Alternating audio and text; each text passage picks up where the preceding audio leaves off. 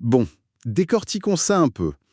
J'ai lu des études sur la cognition récemment, et c'est assez dingue. Ah oui? Raconte? Ouais, ça suggère qu'apprendre à dire un truc super fluide, genre je tapote l'oreiller ou j'allume l'eau dans une nouvelle langue, ça crée des connexions neuronales infiniment plus robustes chez un débutant que, disons, d'essayer de mémoriser des concepts philosophiques complexes. C'est fou, mais c'est tellement logique en fait. Grave. Et pourtant, quand on se lance dans l'apprentissage d'une langue, l'attente générale est souvent orientée vers la grandeur, tu vois. L'objectif fantasmé de la plupart des gens, c'est de se voir instantanément en train de débattre de politique internationale. Ouais, ou de comprendre le cinéma d'auteur sans les sous-titres, ce genre de truc. Exactement. On vise d'emblée les sommets intellectuels, quoi. Et c'est là qu'on se plante. C'est clair. Il y a une confusion super commune entre l'ambition intellectuelle, qui nous motive à apprendre, et l'efficacité neurologique dont on a réellement besoin pour retenir la langue. Donc le cerveau suit pas l'ambition, c'est ça? Bah, ce désir de grandeur est compréhensible, hein, mais ça contredit complètement la façon dont notre cerveau encode de nouvelles informations. En gros, le cortex cérébral ne traite pas une langue étrangère comme un ensemble d'idées abstraites qui flottent dans le vide. Il a vraiment besoin d'un ancrage physique. D'un ancrage physique, ouais, ça prend tout son sens. Et c'est précisément ce qui rend notre plongée en profondeur d'aujourd'hui si pertinente. Tout à fait. Parce que, plutôt que de s'attaquer à la grammaire de haut niveau, on va explorer une méthode radicalement différente. L'idée, c'est la maîtrise d'une nouvelle langue par une concentration, mais genre une concentration obsessionnelle sur la banalité du quotidien. Ce qui est souvent vu comme super ennuyeux d'ailleurs. Mais c'est là le piège. En regardant nos sources aujourd'hui, on a un lexique bilingue détaillé d'actions routinières et une liste très spécifique de 75 phrases domestiques fondamentales. Ouais, de la vraie vie de tous les jours. Voilà.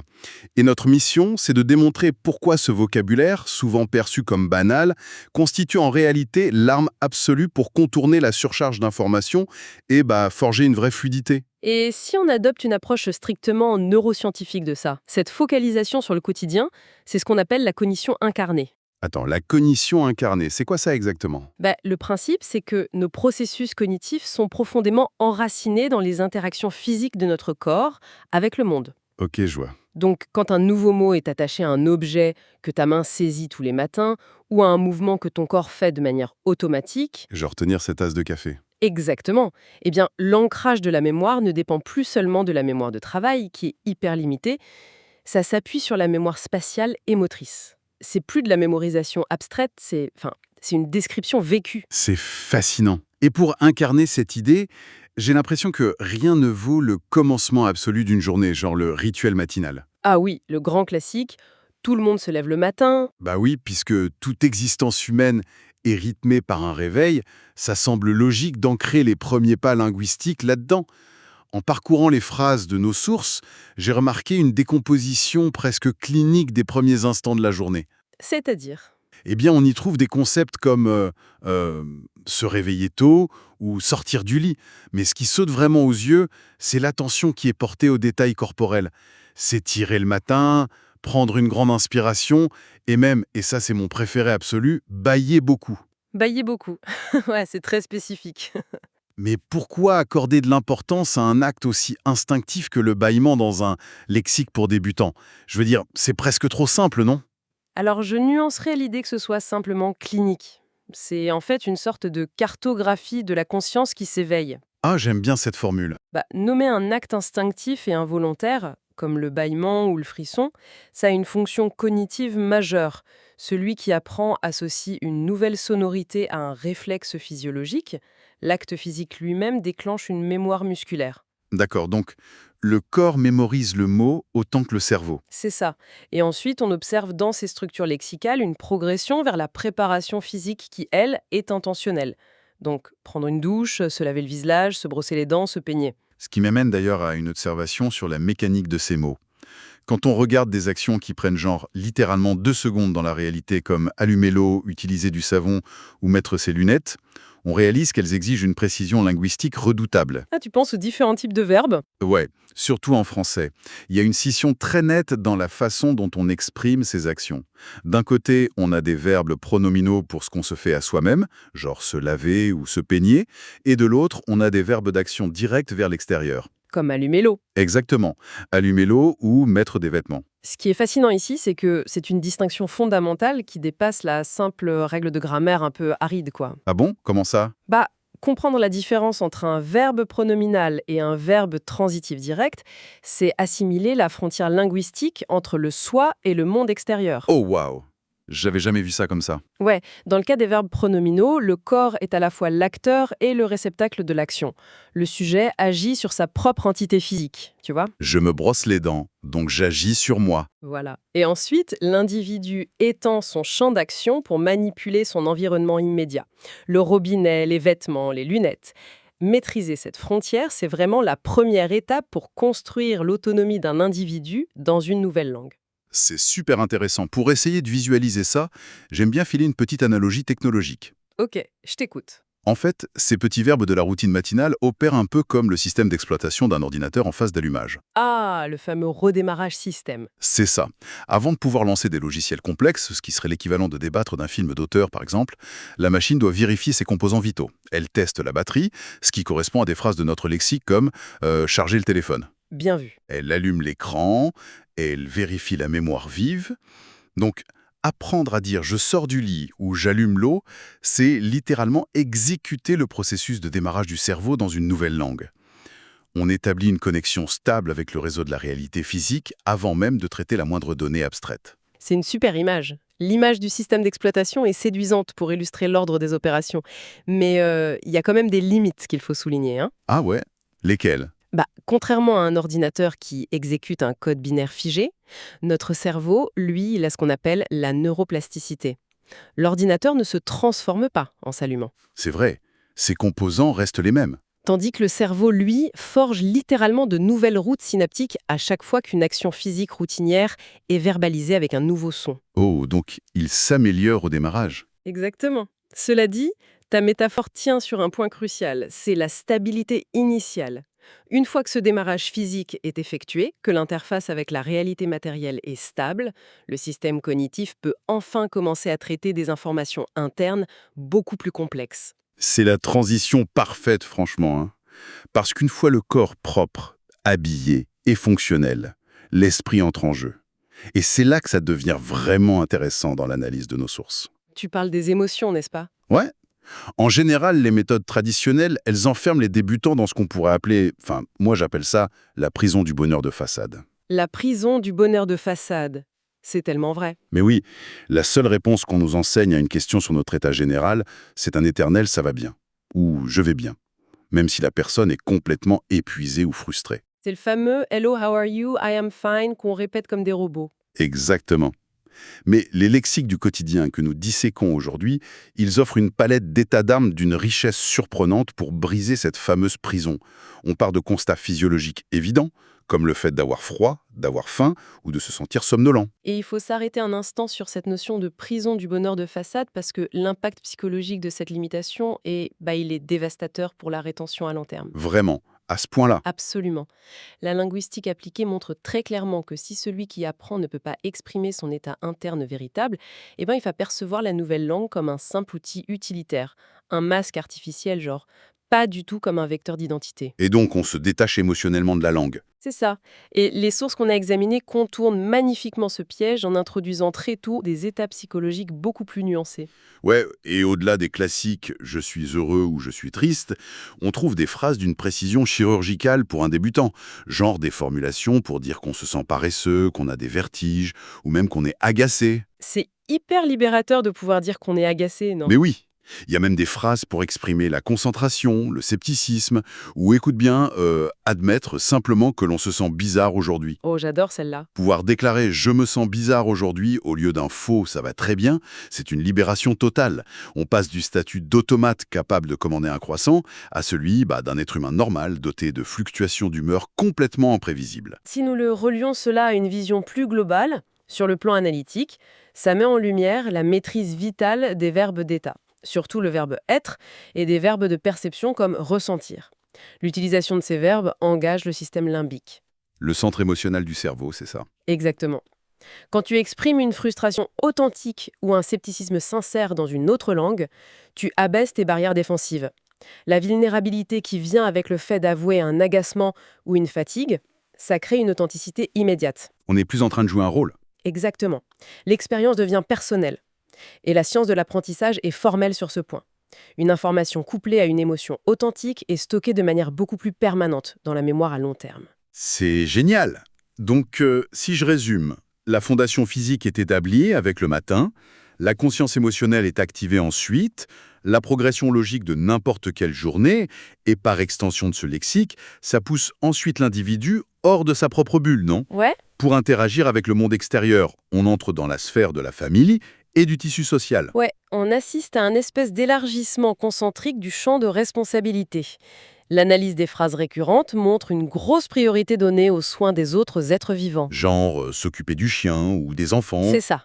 Les actions comme s'occuper d'un bébé, accompagner des enfants à l'école ou même nourrir des animaux de compagnie, ça marque un vrai pivot cognitif. Jusqu'ici, le vocabulaire servait la préservation de soi. Maintenant, il sert la préservation de ce qui dépend de nous. C'est un sacré changement de perspective. Oui, et ce transfert de focalisation exige une syntaxe qui implique un bénéficiaire direct de l'action. Et au-delà des obligations familiales, il y a la socialisation pure, bien sûr. Rencontrer des amis, discuter avec eux, appeler quelqu'un, sortir ou simplement jouer. Et d'ailleurs, ça amène une réflexion super intéressante, si on s'arrête 2 secondes. Comment est-ce que les gens interagissent véritablement avec le monde qui les entoure? C'est une bonne question. Je veux dire, pour ceux qui nous écoutent en ce moment, est-ce que votre journée typique est plutôt structurée autour de longues discussions animées à plusieurs? Ou s'agit-il davantage de moments solitaires, genre une promenade silencieuse avec le chien? C'est fou comme le simple fait de décrire ça dans une autre langue change tout. Avec de nouveaux mots, ça force à observer sa propre vie sous un angle radicalement différent. Et cette cartographie sociale soulève une question importante, un défi structurel majeur dans l'apprentissage des langues. C'est l'émergence des prépositions de relation. Les fameux petits mots qui lient le tout. Exactement. Si on observe attentivement les phrases liées à la socialisation, il y a un mot charnière qui revient constamment, c'est le mot avec. Discuter avec, sortir avec, jouer avec. La présence de cette préposition indique un changement fondamental dans la charge cognitive. Ah, la charge cognitive. On touche à un point crucial. Comment un tout petit mot, comme « avec », peut-il complexifier autant les choses pour notre pauvre cerveau? C'est parce qu'il introduit une variable terrible, l'imprévisibilité. L'imprévisibilité. Oui, quand l'action concerne un objet inanimé, comme dans la phrase Je lave une pomme, le schéma est hyper prévisible. Le sujet agit, l'objet subit, la pomme ne réagit pas, elle va pas te répondre. Heureusement d'ailleurs. Bah oui, mais dès que la phrase intègre la préposition avec et implique un autre être humain, comme dans Je discute avec un ami, là, le cerveau de l'apprenant doit soudainement anticiper la réciprocité. Ah oui, faut gérer le retour de l'autre. C'est ça. Il faut traiter la syntaxe en temps réel, écouter la réponse, formuler une pensée et ajuster son propre vocabulaire à la réaction de l'autre. C'est vraiment l'un des sauts évolutifs les plus complexes dans la maîtrise d'une langue. Ça débloque la capacité à construire des récits partagés. C'est vertigineux de réaliser à quel point la dynamique bascule avec une simple préposition de 4 lettres. Ouais, c'est la magie du langage. Bon, l'euphorie de la socialisation, elle finit inévitablement par retomber. La journée avance, les interactions sociales s'estompent, et le poids des réalités matérielles refait surface.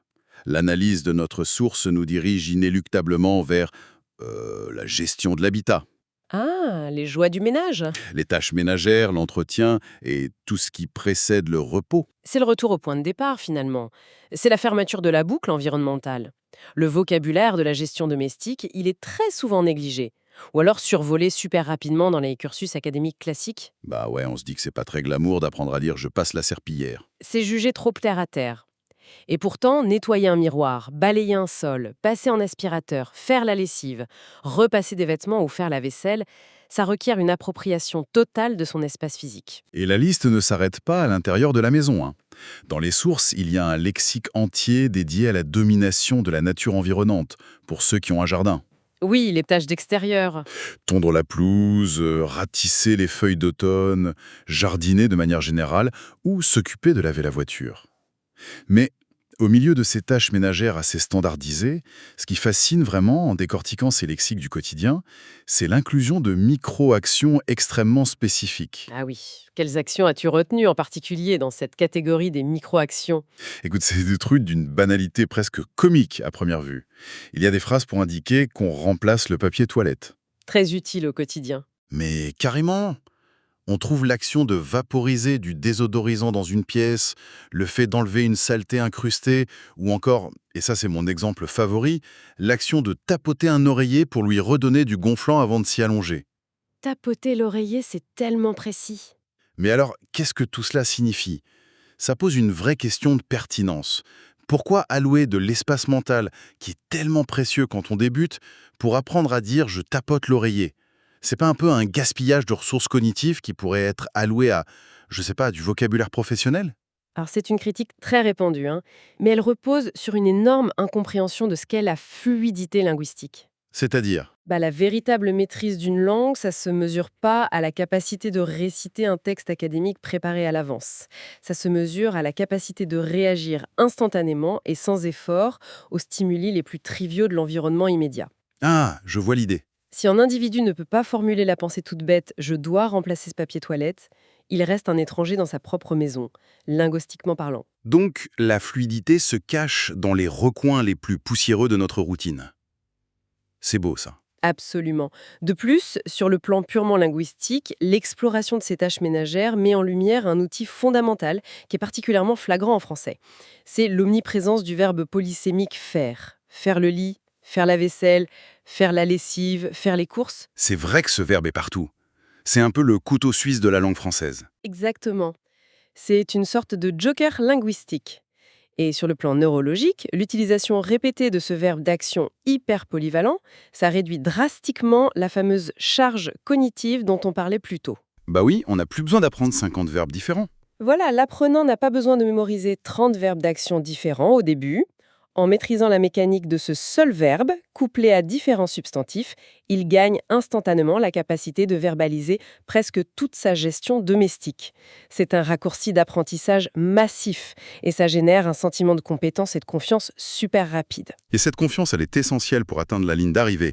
Car après avoir géré l'environnement interne, navigué les émotions, interagi avec la société et entretenu l'espace physique en ratissant ou en tapotant des oreillers, eh bien, le cycle biologique réclame son dû.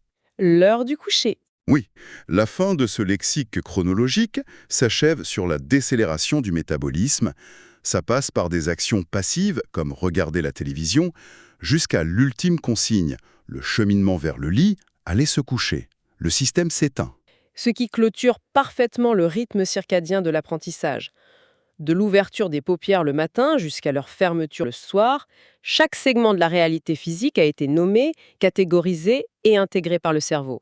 C'est d'une logique implacable. En synthétisant tout ça, l'idée reçue selon laquelle l'immersion linguistique doit d'abord passer par des concepts abstraits vole complètement en éclats.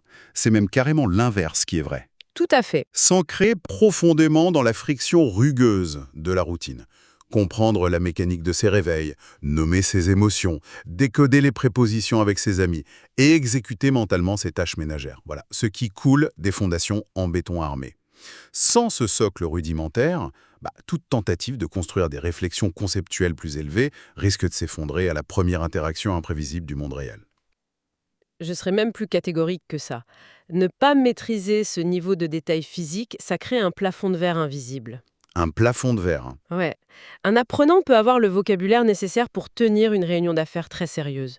Mais s'il trébuche et cherche ses mots pour expliquer qu'il a renversé son café ou qu'il cherche un chiffon pour nettoyer la table, la fluidité globale est rompue, l'illusion de la maîtrise s'évapore à la seconde. C'est tellement vrai. Alors pour ancrer définitivement ces concepts dans la réalité de ceux qui nous écoutent, le meilleur outil reste l'expérience de pensée.